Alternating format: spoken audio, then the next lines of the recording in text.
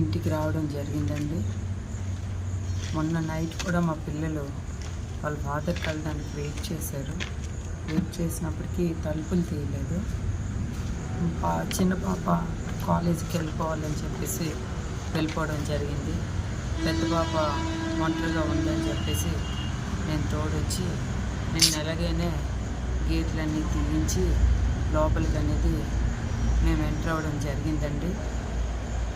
మేము ఎంటర్ అయిన తర్వాత శ్రీన్ గారు వాళ్ళ బ్రదరు దుబార్ శ్రీధర్ ఇద్దరు కలిపి వచ్చారు. ఎవరి ఈ డోర్స్ తీశారు, ఎవరి తలుపులు తీశారు అని చెప్పేసి చాలా అసభ్యకరంగా, చాలా వల్గర్ లాంగ్వేజ్లో దుర్భాషలాడుతూ పెద్ద రాడ్స్ తీసి మీరు వీడియోలు కూడా చూసుంటారు. ఒక పెద్ద మార్బుల్ రాడ్ తీసేసి కొట్టేస్తాను, చంపేస్తాను అని చెప్పేసి మమ్మల్ని అటాక్ ఇవ్వడానికి ప్లాన్ చేశారు. మేము పిల్లలు మేము కానీ రైట్స్ కోసం మేము ఫైట్ చేస్తున్నాం. మేమేమి ఆస్తులు కావాలో ఇంకోటి కావాలో అనేది మేము ఎక్కడ కూడా చెప్పడం లేదు.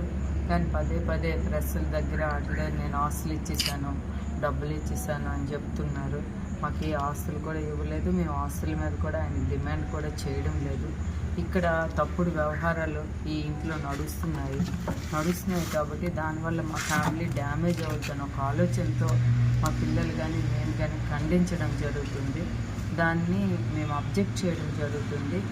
కానీ ఆ విషయాలన్నీ పక్కన పెట్టేసి ఇవి తప్పుతో పట్టిస్తూ రకరకాలుగా ఫ్యామిలీని పిల్లల్ని అందరినీ కూడా రోడ్డు మీదకి లాగేసే పరిస్థితి తెస్తున్నారు. ఇది దగ్గర 1 year అవుతుంది సిచ్యువేషన్. ఆల్రెడీ సీఎం గారి దృష్టిలో కూడా పెట్టడం జరిగింది. బిఫోర్ ఎలక్షన్స్ కూడా ఈ సబ్జెక్ట్ జరిగింది. సీఎం గారి దృష్టిలో కూడా పెట్టడం జరిగింది. ఆయనకి చెప్పడం జరిగింది. అక్కడ ఓకే అని చెప్పేసేవారు, మళ్ళీ యథావిధిగా ఇక్కడికి వచ్చి అదే బిహేవియర్ చేసేవారు. ఒక 6-7 months వాళ్ళ మదరాల ఇంట్లో కూడా ఉన్నారు మా దగ్గరికి రాకన్నా. దాని మీద కూడా నా మీద అక్కడికి వెళ్ళిపోయి లేని కొంతప్పుడు అలిగేషన్స్ నా మీద నా పిల్లల మీద చేయడం జరిగింది. అక్కడ ఉండేటప్పుడు కూడా నా పిల్లలు వాళ్ళ ఇంటికి కూడా వెళ్ళడం జరిగింది. అక్కడ కూడా వాళ్ళ బ్రదరు దుబార్ శ్రీధరు వాళ్ళ మదర్ కూడా మా పిల్లలకి లోపలికి రానివ్వకుండా మా పిల్లలకి నాకు చాలా అసభ్యకరమైన మాటలు కూడా ఆడడం జరిగింది. అక్కడ కూడా మేము పోలీస్ స్టేషన్లో కూడా ఒక కంప్లైంట్ కూడా పలాసలో కూడా ఇవ్వడం జరిగింది. ఇది చాలా దారుణం అండి. ప్రతిసారి వాళ్ళ లాస్ట్ బ్రదర్ దుబార్ శ్రీధర్ అనే వ్యక్తి మా ఫ్యామిలీ లైఫ్లో ఇంటర్ఫియర్ అవుతూ ప్రతి దానికి కూడా డిస్టర్బెన్స్ చేస్తున్నాడు.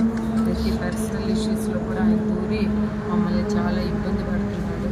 మా పేరు ప్రఖ్యాతులు పోతున్నాయి. ఆయన చేస్తున్న ప్రతి దుబార్ శ్రీధర్ చేస్తున్న ప్రతి తప్పుడు పని కూడా మా ఫాదర్ పేరు కానీ మా పిల్లల పేరు కానీ మా పేరు కానీ పోతుంది అనేది మేము అబ్జెక్ట్ చేస్తాం. ఒకటే అన్నాను, అవసరమైతే నువ్వు పలాసలో ఇల్లు తీసుకో, అక్కడ నువ్వు ఎలాంటి తప్పుడు పనులు చేసుకుంటే అది నీ బ్రదర్స్ మీద, నీ అమ్మ మీద, నీ ఫ్యామిలీ మీద ఇంపాక్ట్ అవుతుంది. అక్కడ నువ్వు వీళ్ళు చేసుకో.